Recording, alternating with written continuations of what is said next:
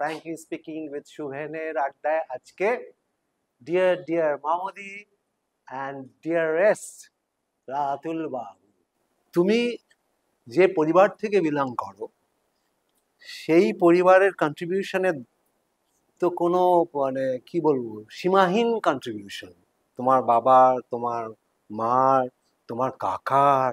সবচেয়ে আমার ইয়ে লাগে লক্ষ্মী কাকিমার কথাটা কেউ বলে না, কেউ বলে না।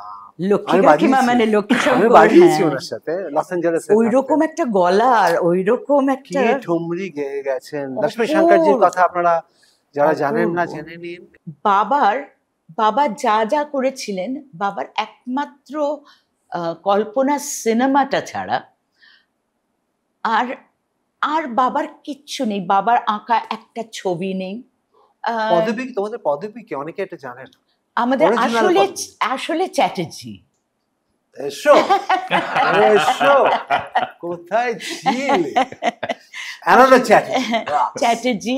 এই যে পুত্র সন্তান তোমার এত ভালো, তো ও নাচে গেল না কেন? ও আমার সঙ্গে নাচতো এবং কি ভালো করতো।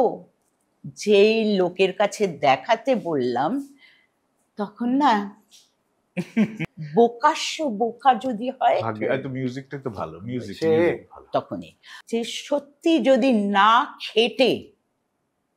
না খেটে যদি কেউ ডান্সার হয়েছে তো শঙ্কর ফ্যামিলিতে মানে মা হয়েছেন। কিন্তু কি অসাধারণ ডান্সার।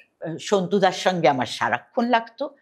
সন্তুদা ওরে চড়া চড়া চড়া চড়া, আমার সন্তুদা আমি চড়িয়ে অ্যাক্টিং করতে পারি না। হ্যাঁ, আমি তো থরথর করে কাঁপছি।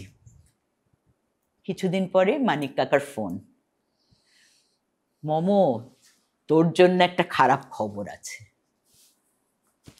কি মানিক কাকা?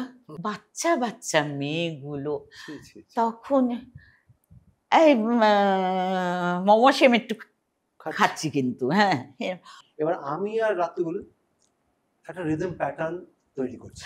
না আমি বলি আমি এই কাপটা থেকে একটা নাচ তৈরি করি। আমার রিদম দেবো।